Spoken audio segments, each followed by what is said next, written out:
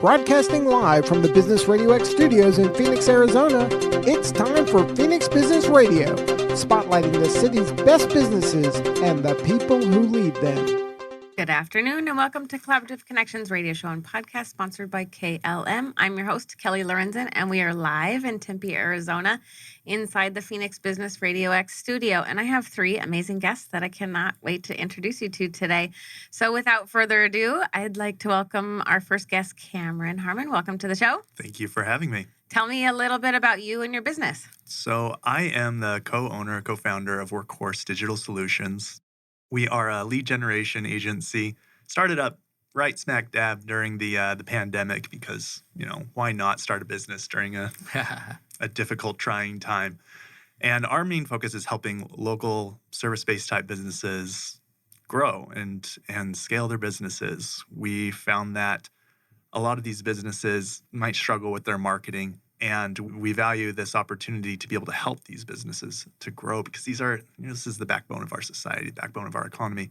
And I, for one, firmly believe in the American dream still, and that idea of building a better life. And people come here and they start these businesses, and it's pretty discouraging to hear the statistics. And people are afraid to jump into the entrepreneurial journey because it is difficult, it is challenging, and we're trying our best to make that easy for them because you can succeed. These businesses have incredible skill sets and abilities to offer to the market, and we want to help them succeed. And so you do that with? So I have business partners, Grayson Allen. He is fantastic, and this was all his idea. He's been dragging me along behind him too. He's the charismatic extrovert. I'm the introvert, so. Shout out to Grayson. He's fantastic. That's right. And you guys do Google Ads for small businesses and local businesses and systems so that they can grow. Right. We found that being a digital marketing agency, instead of being your typical one-stop shop where you do everything, you do the web development, web design, you do SEO, you do Facebook ads, YouTube ads, LinkedIn ads, down the list of all the different ads, we decided instead to just focus on doing one thing and doing one thing really, really well. And by doing that, we can offer our clients the best possible service for them. They really are making huge strides in being able to help these businesses grow and improve just through this one channel. And then they see success, and that opens them up to being able to expand on their marketing. And we form incredible partnerships with other agencies that specialize in whatever they do. So if they specialize in Facebook ads, we partner with them, and when our clients come to us and saying, hey, we're ready to expand into Facebook, we know exactly who to call and get those referrals out there. Yeah, and it's nice to have you as a referral source for, my clients because we can get to a certain point with all the organic stuff that we do, business development wise. And then to have you guys step in and go, okay, now we're ready for the paid stuff, and it just bumps it up so much faster and quicker with that. So I appreciate you. Welcome to the show. Thank you for being on. Thank you. Kalani Fo, welcome to the show. Hello. Thank you for having me. It's a pleasure. Tell us a little bit about you and your business. Again, my name is Kalani Fo. I am a business development manager for Bitwise Industries, and we focus on creating tech ecosystems in underserved cities across America. And we really do that through education and then paid apprenticeships. What we found is over the years, the industry has been dominated by individuals that live and work in Silicon Valley. But there are hardworking, intelligent people all across the United States that want to get into tech and just haven't been able to do so. So what we do is we give them a solid pair of boots so they can kick that door down. And like I said, we do that through education, whether it be in-house or online. And then we provide them opportunities through paid apprenticeships within the buildings that we have throughout the United States.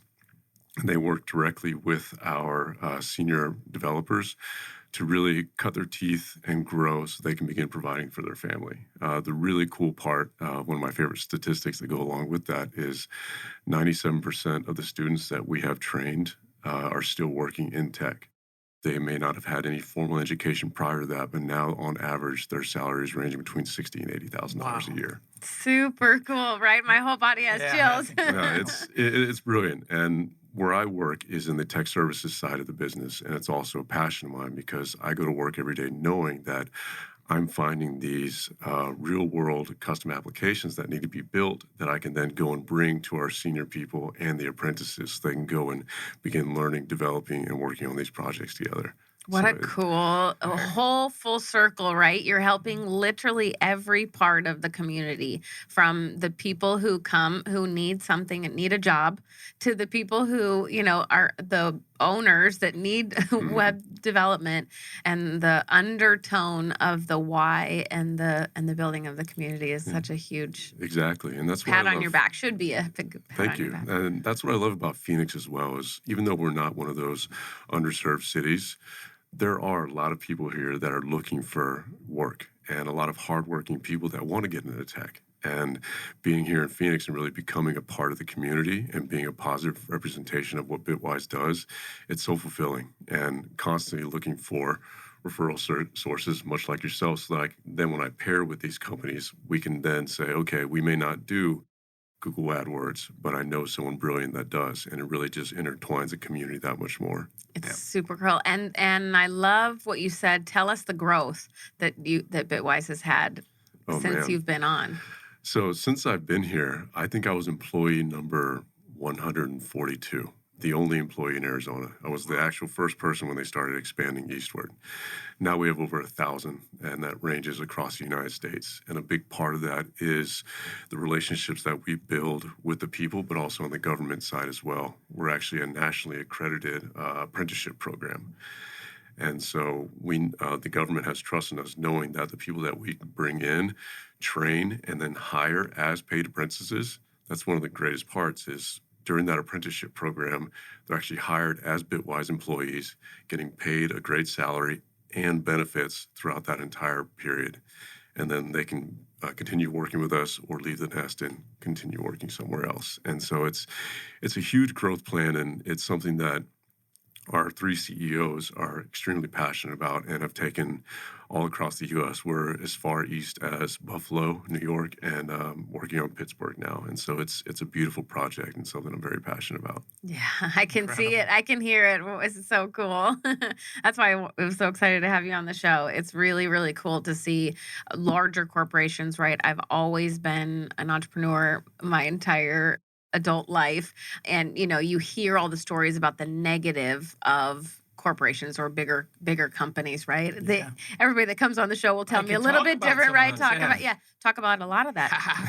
It's really nice to see a company who's mid-sized to growing to large and scaling so fast like that actually is doing something for the community and giving back and talking about full circle and the whole social impact. I mean, you guys are doing all that all within the company, which is huge. Yeah, I mean, one of our main missions is to create diversity and inclusion in tech. And we do that through the cities that we focus on, the people that we hire, but then also other things as well, like with our smart websites. One of the main things that we focus on is making sure that everything that we build is ADA accessible.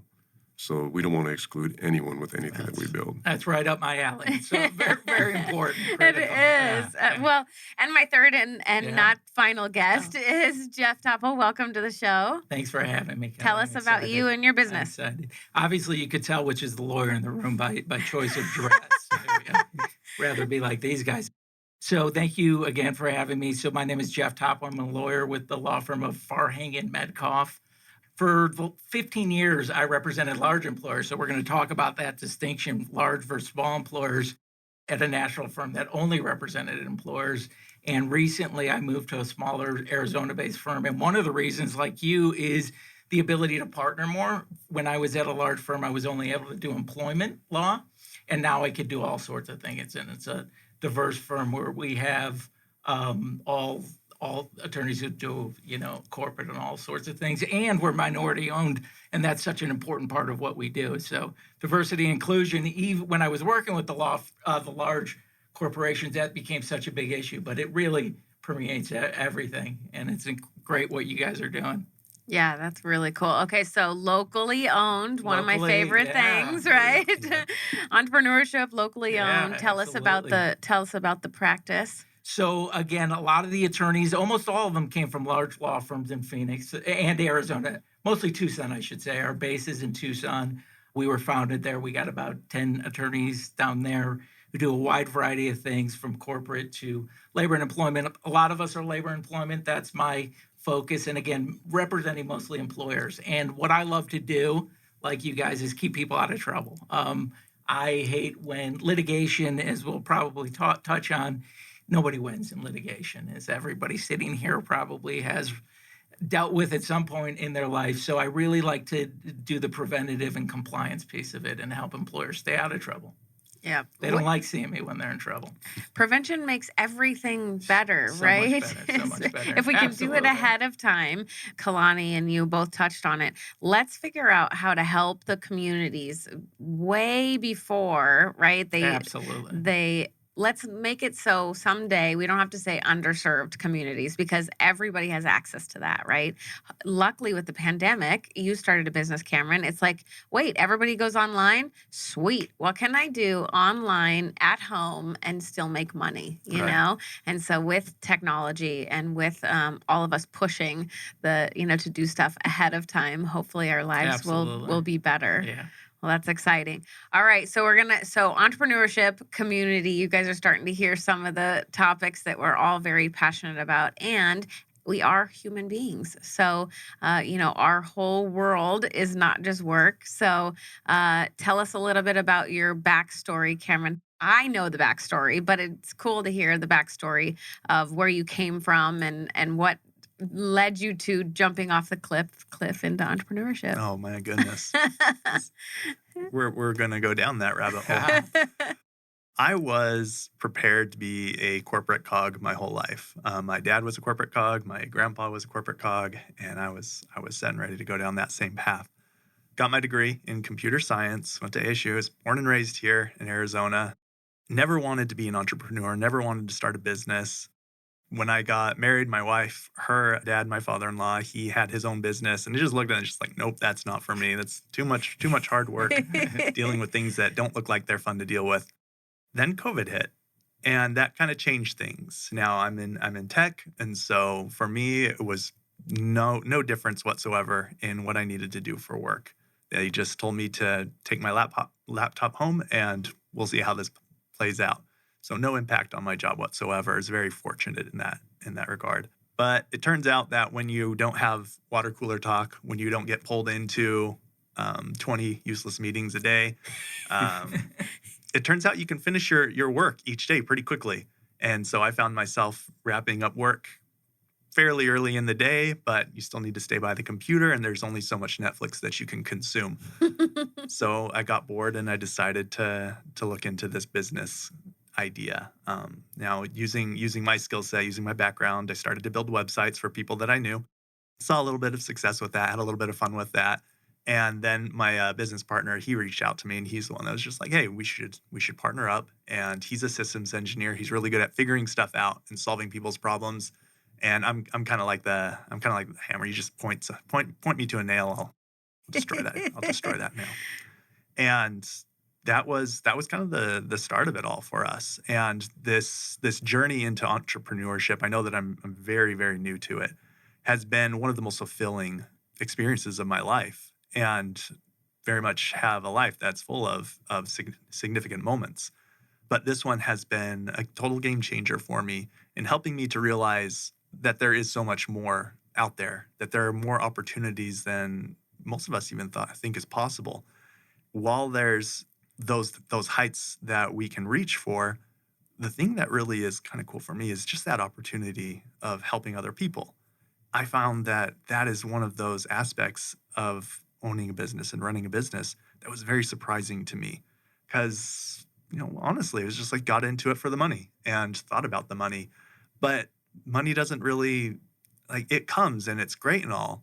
And there's something to be said for those that are able to accumulate large wealth through what they do. But it's become more of, I guess I ascribe to that idea that the market pays me what I am worth. And what I am worth is how useful I am to the people that I am serving. And so my journey into entrepreneurship has become a journey into personal excellence. I find that by my trying to be my best version of myself in providing the best service that I can for the people that are entrusting me with their businesses. I want to be able to look at them in the eye and say, I am doing absolutely everything that I can to help your business and to help you be successful, and to have that spread into every area of my life. And that's kind of been the really cool journey for me in discovery with entrepreneurship. I never would have expected this kind of shift from just starting a business just to earn a few more extra bucks to where I am now, which is just every day trying to be the best version of myself, because that best version of myself is going to be able to best serve the community. Super cool, right? Talk about professional development and personal development all coming into one thing, right? Right. First, I love that it's like a great COVID story. This is one of the positive ones coming out of COVID, and that you use that time. Do you have employees? We have our first employee. Well, because they're going to be lucky. That same philosophy, if you apply that to how you employ employees, that's not enough employers do that. So to recognize that and use that throughout your business, I think is going to be important. It's going to be really huge. And talk about how cool is it as an entrepreneur, you'll find you have 4 girls. Yes. The cool thing about being an entrepreneur is that you get to keep using all the lessons you're learning to also parent and to teach them entrepreneurship. And even if they don't become an entrepreneur, just the entrepreneurial ways of the work ethic. My little girl's been helping us since she was 3, my son too, right? Because I've always been an entrepreneur. So their whole lives, like, whatever you can do at your age, put stickers on something or whatever it is. And just that, it's so cool. So you're building yourself, you're building your business. And oh, by the way, your kids are having what a really cool effect. Outcome. Just a story really quick. So I was working a day job up until fairly recently. It was the same employer that told me to take my laptop home and work from home. Great job, great people there, and I loved it. But I had that little bit of guilt because I was doing this side hustle, and the side hustle was taking more and more time. And eventually got to that point where I was having that conversation in my own head of, am I being totally honest? Am I being honest in my dealings with my employer? The answer to that was no, I was not. And so I had to look really hard inside myself and be like, okay, I've got 2 options here then. It's either I can go all in on this business, or I need to stop so that I can be true to myself, my integrity. And I decided to quit the day job and go full in on my business. And I had to have that conversation with my family because that was a significant source of our income that I was axing. And I sat down with my family and I was looking at my daughters, talking to them, explaining them how things are gonna be going for them. Like, sorry, we got to cancel the Disney Plus subscription. Sorry, it's got to go. And they were asking why. It was a difficult thing, but I told them, I was just like, Daddy was being dishonest. And Daddy decided to change. Daddy decided to do the right thing. And that means that I've got to quit this job and I've got to go on all on this. And that was just a powerful teaching moment for my girls, for my kids. It's really exciting.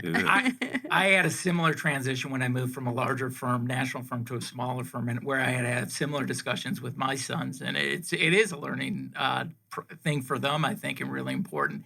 And being a labor and employment attorney, what I will tell you is, unfortunately, there are people who don't have the self-awareness and integrity that you had to recognize at some point, it becomes an interference. And not a conflict, but an interference, it sounds like. And we see often, and particularly during the pandemic, there were a lot of stories of people doing multiple things. So, and for you, it seems like it was a life-changing event, and that's awesome. Yeah. Yeah, the thing I respect about that anecdote was the personal development that you had focused on during that time. What we see a lot with entrepreneurs is they become so laser focused on starting their business and growing their business that a lot of things fall by the wayside. They don't get that family time. They don't get to sit and think, okay, how can I become a better person along with becoming a better business person? And you really focus on that, and I respect you for that. Well, That's thank you. huge. Absolutely. Until you have your kids say to you, hold you accountable for everything you're teaching them back to them, Yes. back to you. They're quoting back to you. Well, you said, like, inclusive, we would always tell the kids, like, we're inclusive. We be inclusive. We're inclusive. And then my son and husband were playing basketball, and my daughter's over here, and she's like, I want to play. And like, let them play. It's fine.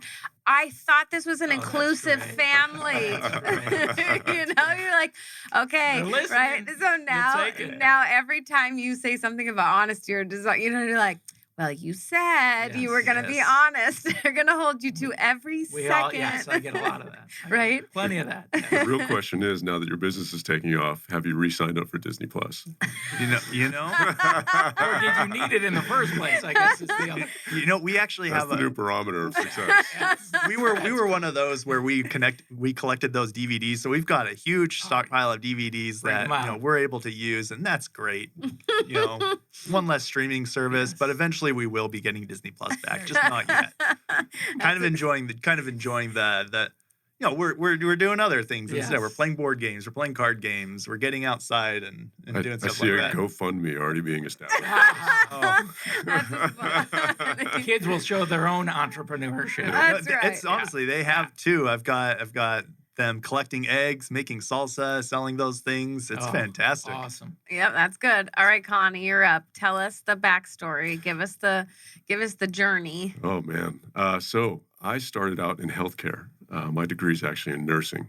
Wow. I did that through the military. Did that for a while in Florida. Had an amazing job that I loved a lot. It was living the life. But some things happened that really affected me, and decided to make a change. And so what I did, I sat down and whiteboarded the skill set that I had that really made me successful in healthcare, and figured out what I could transition over to another career. And what I found is nursing is much like sales in the way that you're teaching. You're transferring information, you're helping people. And so I really leaned on that, and then began to really learn more about sales and, get these terrible jobs, as we all do it for our first job, and just really refining my practice. Before I got this job at Bitwise, I was working in sales enablement. So I was going and teaching groups of individuals on how to become more effective salespeople. And then got a LinkedIn message one day from a woman by the name of Irma Olguin Jr., and who was the CEO of Bitwise. And I thought, this is strange. This seems spammy. She's like, I'm very interested, blah, blah, blah. We're expanding eastward. Want to fly you out to Fresno and do all these things. And I spent some time in Fresno, not Fresno, but the Bay Area. So I knew Fresno wasn't a vacation destination. Let's say that. But went out there and just saw the impact that they're having on the community by the way of repurposing old buildings, building them up in the Bitwise fashion, and all the impacts that they're having on the community just within that one particular area. And it was beautiful. I mean, you can feel the energy in Fresno because of what Bitwise has accomplished. And from then on, I was like, sign me up. This is great. What do you need me to do? And so I really focused on becoming a really positive example of what Bitwise stands for here in the Phoenix community. I've never approached it as I wanted people to see, okay, here comes Kalani, the sales guy. It's, here comes Kalani. He's the one that you need to talk to if you need to speak with someone about fill in the blank. And I really learned a lot from a friend of mine, and I consider him a mentor. I know you know him, Andrew Kolikoff. The way that he approaches networking and wanting to help people by being a servant first, I really learned a lot from him, and I really take that approach to everything in my life. I feel like I can't ask someone for anything unless I've done something for them first. Mm-hmm. And that's in personal, but also in business as well. So when I do meet people like yourself, I think, okay, how can I introduce my customers to you so that we can begin helping each other with the common goal of helping this person grow their business? And I do it through software development. You do it through litigation. Yeah. Or not. Hopefully not. Prevention. Prevention. And it's been a beautiful experience, and I'm really looking forward to continuing my career there and really growing out the Southwest market and helping them, continue building across the United States and hopefully further out as well. Because right now, all of our employees are onshore, and we hope to maybe cross the border and help out a lot as well by increasing our stance in Las Cruces and El Paso, Texas, really helping a lot of people that are wanting to come over to the United States and, experience the American dream, help them do that through tech. Right. Really, really cool. Yeah. Yeah. So cool. What a cool backing to have, right? To align so perfectly, a company that aligns so perfectly with your personal mission. A big company that's backing you to do all of that. I mean, Incredible. that's Absolutely. huge. And be fully supportive as well, because much like yourself, during COVID, you find that time to, okay, how can I grow? How can I make this time productive? And, of course, you work your butt off, but at the same time, you have all this extra time to do other things as well. So you figure out, okay, I don't want to watch Netflix. What else can I do? And so the company's been fully supportive of, I remember during COVID, I moved to Barbados for 3 months. Oh my God. I worked my tail off, but at the same time, when I wasn't working, I was on the beach surfing. And they're like, you know what? Company shut down. You're fully remote. Go for it. And Awesome. yeah. Right. Awesome. Talk about culture. Yeah. And Oh, and that's a great having one. that employees that they can sure. do, as long as you do your work. That's how I am. I'm like, Yeah. I tell my team, I'm like, I don't care when it gets done, as Obviously, long as it gets the most done. effective. And I want you to be happy with what you're doing. So if you don't like what you're doing, tell me, let's move, or we'll outsource it. Who cares? Yeah. As long as you're doing, you like doing, and you're continuing to be fully aligned with what you're doing. Absolutely. Absolutely. No, it's a Love it. fantastic, when you think about the generation that's entering the workforce now and you talk to them, that's what they're looking for. They're looking for a company, a business that it means something, that it makes a difference. And it's not necessarily about the money, it's about the impact. Yeah. Mhm. And so that's phenomenal that you've been able to find that in Bitwise and what Bitwise is doing, because that, talk about impact and helping communities, helping people grow. That's awesome. I agree. And, you mentioned it, a lot of these individuals, they became, digital nomads. We've all heard that term, because a lot of people didn't want to be that cog in the wheel. They wanted the freedom, but also be able to make an impact from Mexico, from Portugal, wherever it is they wanted to go.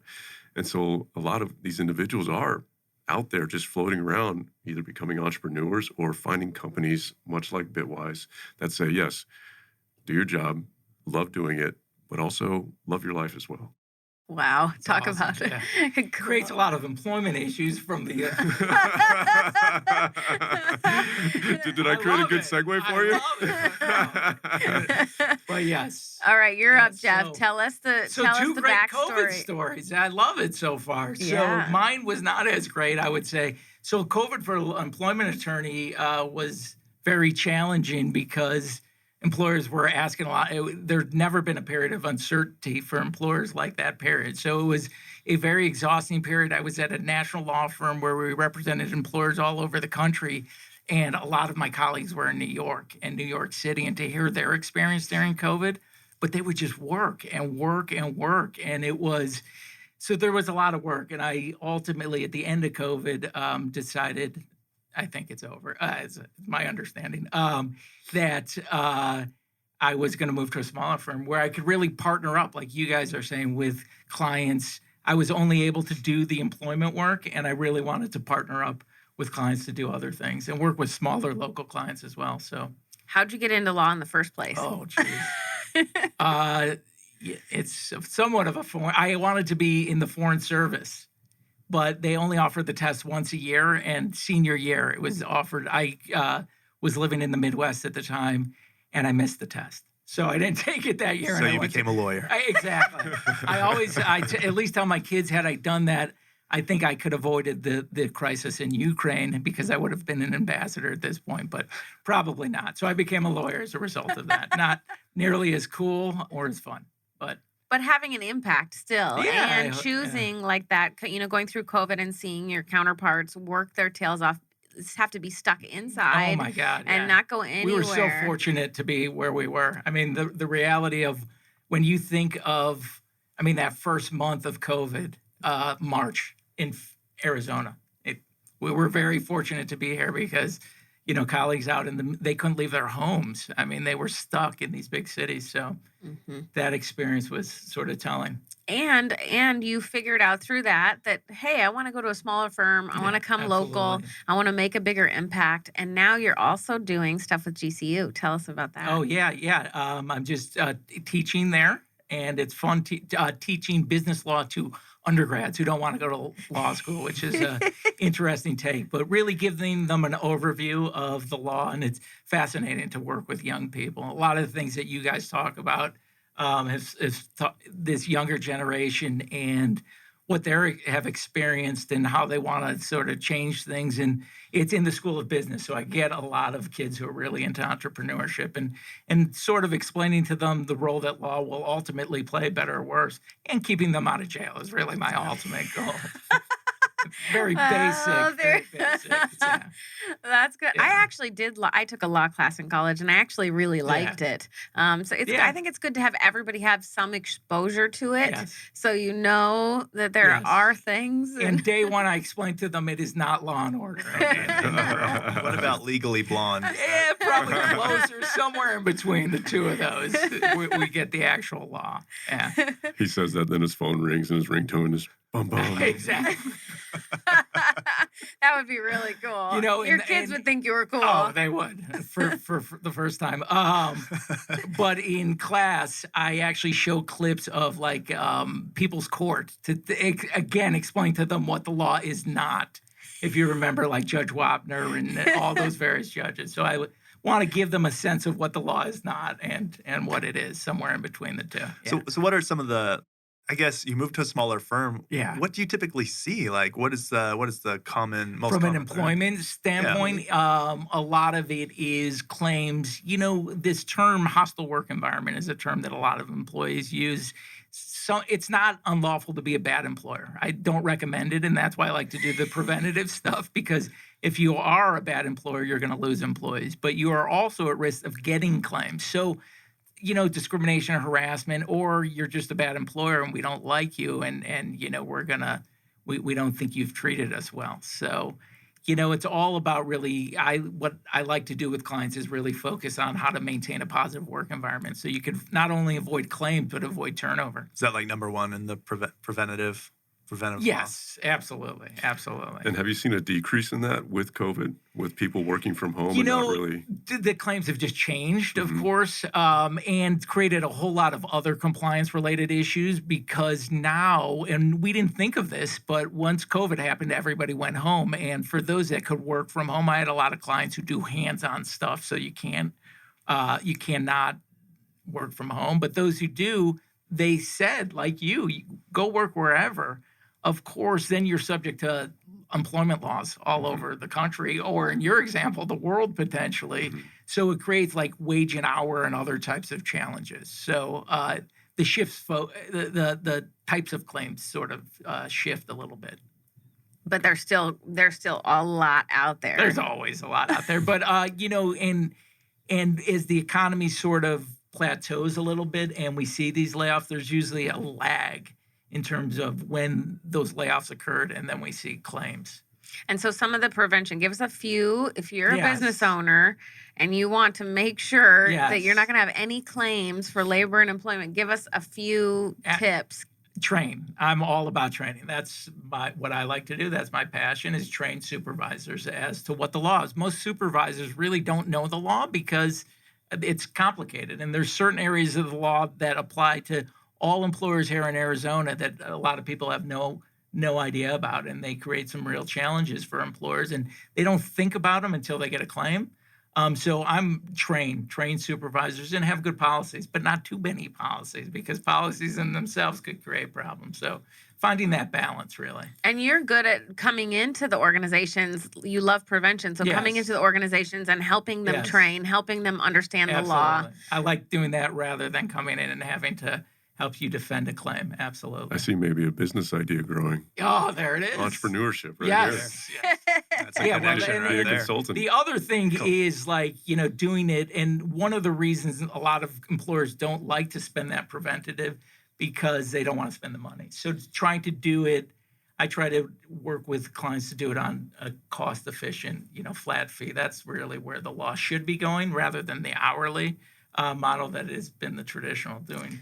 But the fee. prevention is always less expensive Of course, than of course. than fixing the errors. Absolutely. That's A in lot any more. of our businesses, right? In anything Yeah. we've ever done. And people, when we think of that and defending a claim, we think of the money, the cost of a lawyer, and the potential risk. But it's really the time, the amount of time that you have to spend with somebody like me. Who would want to do that? Like to defend a claim. It takes you away from doing positive things that you want to do with your organization. So, Well, I Right. think you're absolutely lovely. oh, I agree. Really we enjoy would this want to time. hang out with you. You wouldn't if you were getting deposed. If we're under litigation, no. Even But if right we now, were on the this same Yeah. team, you wouldn't like safe environment. Yes. This is great. Very safe. So, Well, I see what you're saying as well is, with the prevention side of things, it's more of an opportunity to build a stronger relationship with your Absolutely. clients because they see that you care enough to let them know, okay, this is what I see happening and this is what we can train up in order to prevent this, instead of you coming in with some paperwork saying, okay, we're going to court, pay me a ton of Exactly. money. And you get to learn the organization a little more because, it's any organization, industry-wise, training has to be tailored. And it has to be somewhat entertaining. Let's cut to the chase. I mean, you're asking your supervisors to learn something that's not that fun or exciting, harassment and discrimination and employment law. You don't want to sit through that. So you want to make it fun and interactive, and that's another piece of it. But yeah, you want to sort of encourage people to really engage early so you don't have to spend the more both financial and time costs down the road. Talk about the same with software and websites and Yeah. and marketing and everything, right? Like, here's the process, and if you just stuck with did this ahead of time, you wouldn't have. So I'm sure you saw the crazy when you were doing website Oh, yeah. development, Very much so. fixing all of it right instead of just doing it right the first time. Right. It's some people don't quite understand that square peg and a round hole. Right. idea. So That's right. Okay, Cameron, tell us about tips. People know Google Ads. Everybody knows with that term, but as a business owner, when is it time? When is it okay? What should we have done before to then do the Google Ads? So you've heard the term, B2C, B2B businesses typically find that with Google Ads and kind of going something that you touched on very briefly, Jeff, was the idea of because you're really good at what you do, you're able to give that good advice, and that helps your clients trust you a little bit. I hope Trust I you didn't more. say that about myself. It was implied. With Google Ads, we're trying to become that expert. And so being able to meet with business owners and ask them questions about their business and getting to understand their business helps us determine what works best for their for their marketing strategy. So for instance, business to business, B2B marketing, Google Ads might not be your best option. Google is really great at capturing search queries. That is what they're king of. But if you want to drill into the demographics of who is searching what, maybe not so great. That's where you might want to dig into something like Facebook ads. But B2C, Google is fantastic for those kinds of things. So if your customer base is just open market, you should really strongly consider running Google Ads, and not necessarily just for e-commerce, for service-based businesses. They do just really, really well. We do have clients that are in law, Yeah. and they do remarkably well just because people are, you have a problem, something happens. What's the first thing you do? Google You it. Google it. And I'm not one to click on a Google ad, but I'm a very small percentage because there's a large number of people that do click on those Google ads. And we found that by crafting these Google ads to do one thing and do one thing really, really well. Because if I Google that I got rear-ended and I need a lawyer to help me with this, and I Google it, I need a accident attorney or something, and I see this first ad and I click on it, and I'm taken to a full-blown website, and I can't find on this website or on this ad where I can actually reach out to or contact this law firm, I'm going to back out. I'm going to go somewhere else. So having a targeted Google Ads campaign where you are offering one thing, one service, one product, whatever it is, and that ad takes them to a dedicated landing page where right there front and center, it tells the person who's clicked on your ad how to get a hold of you. If they need a little bit more information, you have that information that's present as to why they should go with your service, and you make it really, really easy. So that's kind of the best setup that we've found, is being able to help B2C businesses and directing them on getting those set up. As far as what they need to do to get things going, why not try it? Give it a shot.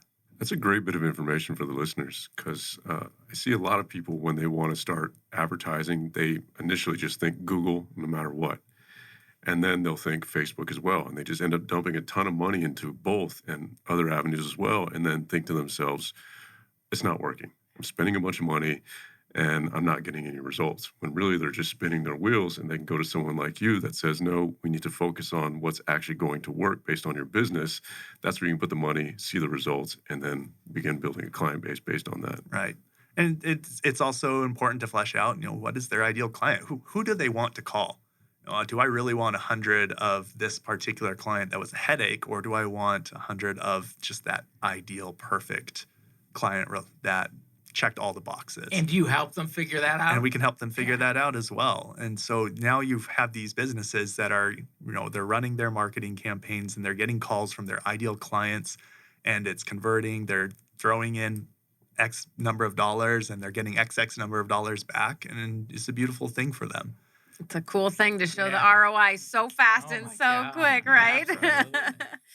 Not as easy with all the organic stuff that we do, but if you set it up right, and you talk to them about where is your business going. That's what I really like about you, Cameron. A lot of Google ad companies, a lot of SEO companies, they don't think of that. They don't think of, how can we help you as a whole? Where are you going? Where do you want to go? Who's your ideal client? How can we get you more leads? And then let's build the systems to do it right. We're the same way. Like we added consulting, marketing, and project management all into one company, so that we can say, how do you want to, where do you want to go? What, as a human, as a business owner, where are you going? Who's your client? Well, let's figure out who that is. Yes. Okay, let's get it all set up. Let it, your storefront's ready. Now you do Google paid ads. Right. Now it's time to turn on that funnel, because we've got it all set it up, and it's all pretty, and we know where you're going. And you want to pair that. You want to pair the PPC and pay-per-click with a long-term strategy. And that's where SEO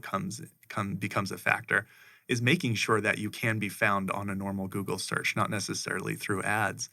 Pay-per-click and Google ads, Facebook ads, that's quick. That's really, really fast, and you can get those spun up, and you can start getting conversions within a week. But there's only so much that can only take you so far, because it's ultimately a race to the bottom as the cost per click goes up and the cost per conversion goes up. But organic search and SEO, there's no limit on that.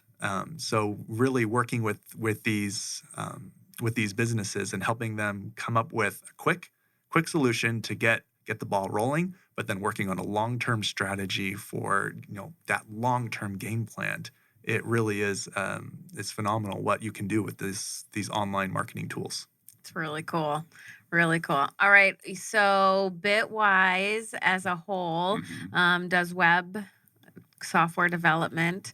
Tell us who, give us some insight.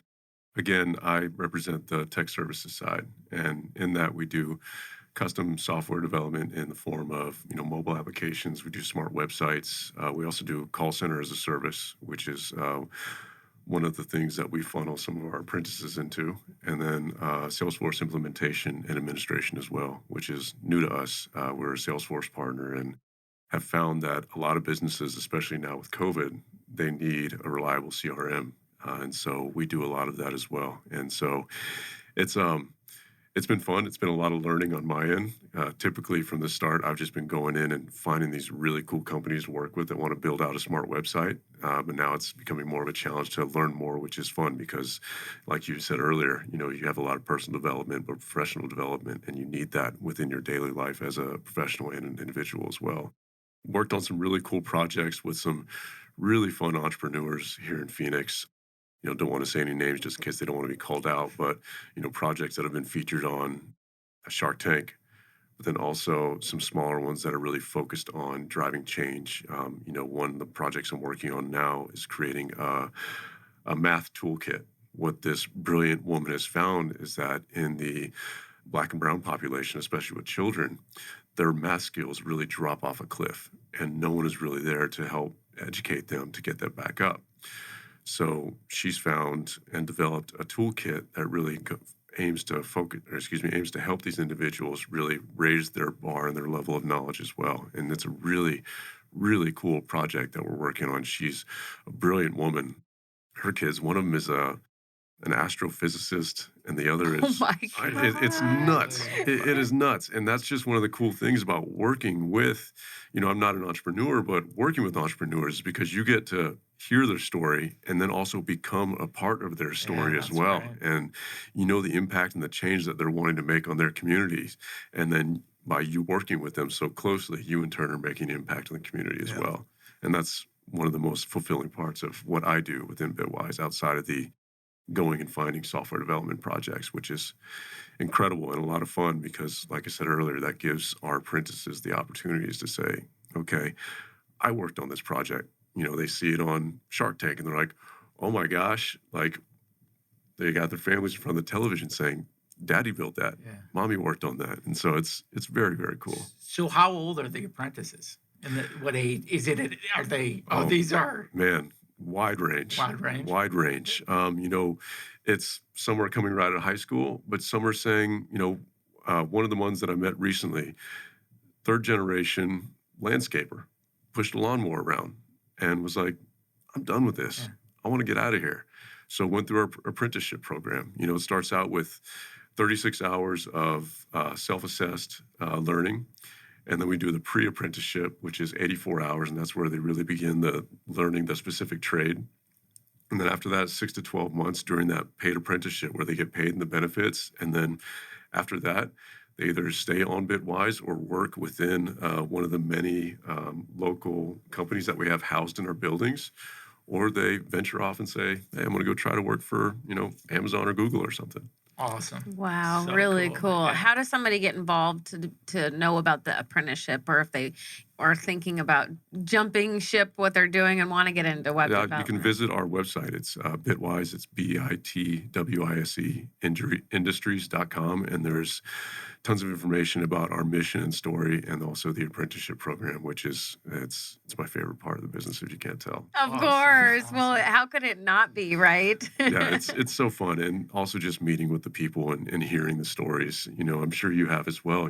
Being an entrepreneur, just sitting here listening to your story, it's brilliant. And a lot of people, they say, they work, and much like yourself, you said you were working in the corporate field and saw an opportunity and wanted to go and try something new, and it takes a lot of commitment, especially when you have a family and 4 kids, to say, I'm going to leave. I'm going to quit this. We're canceling Disney Plus because Daddy's got to try something probably new. The hardest part, if I had to there were some tears. Yeah. I mean, it's tough to say bye to Winnie the Pooh. Yeah. But, when you want to do something like that, it takes a lot of commitment. And I commend you for that, along with all of our other apprentices as well, because it's tough to make a change like that, especially later on in life, and you have a family and people that rely upon you to put food on the table. And it's a brilliant, brilliant thing to be a part of. So is there an application process for these apprentices? Is that how you get in the program? There is. If I may speak to your apprentices, it is a difficult journey, but man, it is fulfilling. And I know, Kelly, you've been an entrepreneur. You're adult. 20 years, your whole adult life, and so I know that you can speak to this. I've just been doing this for 2.5 years, and it is incredible. It's an incredible journey. It is challenging. It is difficult, but those challenges are what help you grow. They help you become better. You might not have the skills to perform or to do certain things. You have to go out and you have to learn it. That builds that resilience, that builds that fortitude, it builds that problem solving, and it's like a muscle. And as you exercise that muscle, it just gets stronger and stronger, and you get better and better at it, and you're able to make a deeper and more longer lasting impact. And the fact that Bitwise is offering that level of education and training, paid apprenticeship too, that's phenomenal. for these individuals, and to be able to help these communities, that is truly inspiring. Yeah. And I imagine the stories that are coming out of that are absolutely incredible. They are. And, as we all know, especially you being in education as well, like the training aspect of it all, I learned a long time ago from my mentor that any bit of information that you acquire throughout your life, it is your responsibility to pass that on to others. Right. And I'm sure you being in that classroom with those students, although some of them may not want to be there, you see lights going Yeah, off, absolutely. especially when you show like the Judge Judy videos and they're like, wait, this isn't real life? And you see things going off in their head like, wow, maybe this is something I Yeah. want to do. Because even though some of them are Absolutely. just going through the motions, I'm sure every semester there's probably 5 people that you deeply impact. And say, Yeah, you know what? you I know- want to go into law now. Yeah, absolutely. I agree. And, it's fun working with kids cross-generational because to just how technology has changed, that's such and to have those conversations. And generally, I would not be exposed to kids at this age level and it's just been a great opportunity. And education and what you guys are doing for this group is really incredible. The best student is a teacher. right? Yeah, I I'm like sure that. you are Yeah. learning a Oh my ton. God, yes. About all sorts of things, some good, some bad, but yes. No, the kids are great. The same as entrepreneurship. The constant. Yeah, you're the main benefactor of the education. Yeah. for sure. All right, so lessons learned along the way. You guys have been in the business world, entrepreneurship or not, a long time. Tell us lessons learned or a favorite quote that you want to share with people. Albert Einstein, strive not to be a success, strive to be of value.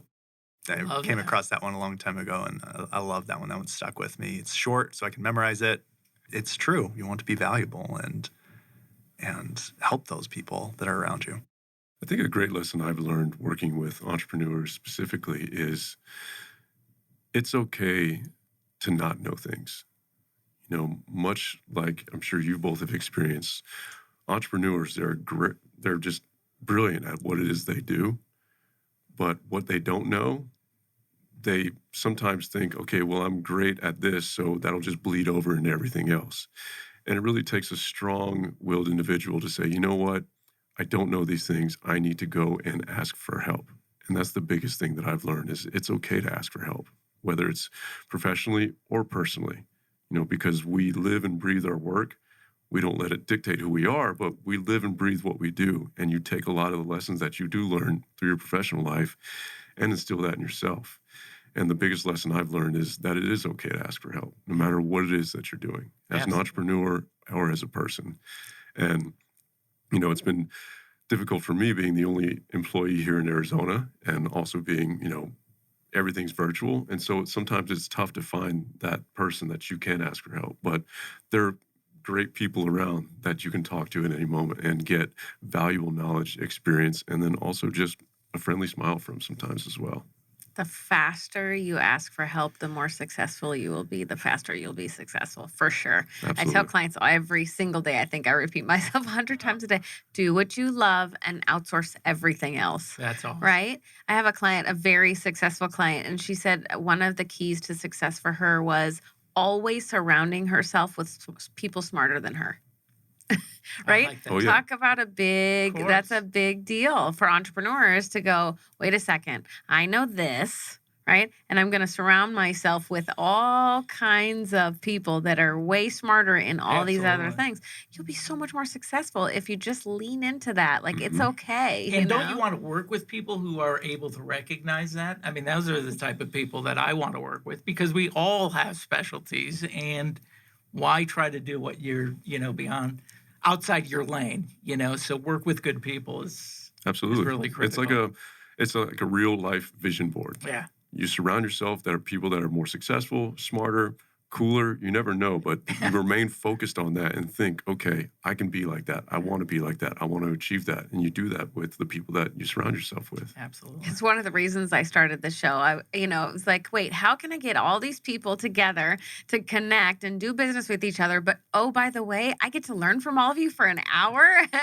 Hundreds and hundreds of successful people learning and constantly taking in all of your advice. I love hearing all of it. All right, you're up. You're up, Jeff. It really echoes what you've said throughout all of us, but you in particular, Kelly, the importance of community and how that plays into your life personally, professionally, and really being involved in the community, how fulfilling it is. And for me, I was working at this national firm and didn't have the opportunity to work and do things in the community. And just having been doing that for a year, a lot more than I had been, how great it is. And It's so fulfilling, isn't it, to do Absolutely. something besides just your job? Absolutely. Right? I said when I grow up, I want to be a philanthropist. So Yeah, I'm like- don't we all? Absolutely. I have a little bit of the philanthropy. I have a sure. little bit of I'm it. all I'm like, in. I just want to do it All for in my on whole, that all one, in, yeah.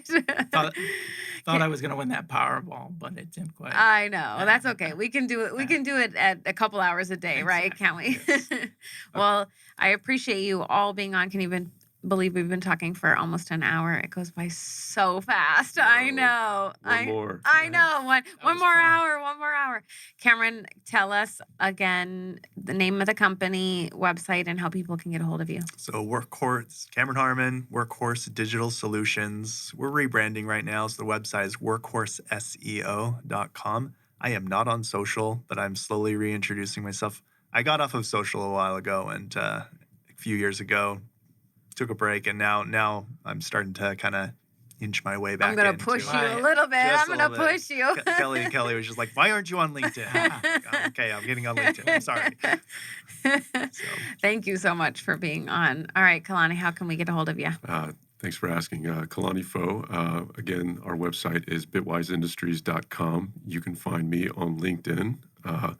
Also, Cameron, when you're ready, I do LinkedIn training at work. And so Yeah. we're more than happy to sit down with you and help you build out a great LinkedIn profile. we'll be in touch. Perfect. You can reach me also. My email is kfo@bitwiseindustries.com. Thank you so much. Awesome. Thank you for having me. First of all, awesome to talk with all of you. So Jeff Toppel at Farhang and Medcoff. My email is jtoppel, Toppel, at farhangmedcoff.com. Can you spell that? I should. F-A-R, putting on me the spot, FARHANGMEDCOFF.com. Okay. Also LinkedIn. You can find me on LinkedIn. It was so nice to have all of you on, and I can tell that all of you are really passionate about helping other people, and you're right up my alley, which is why I asked all of you to be on. You've been listening to Collaborative Connections radio show and podcast sponsored by KLM. Do what you love and outsource everything else. Until next time, happy connecting.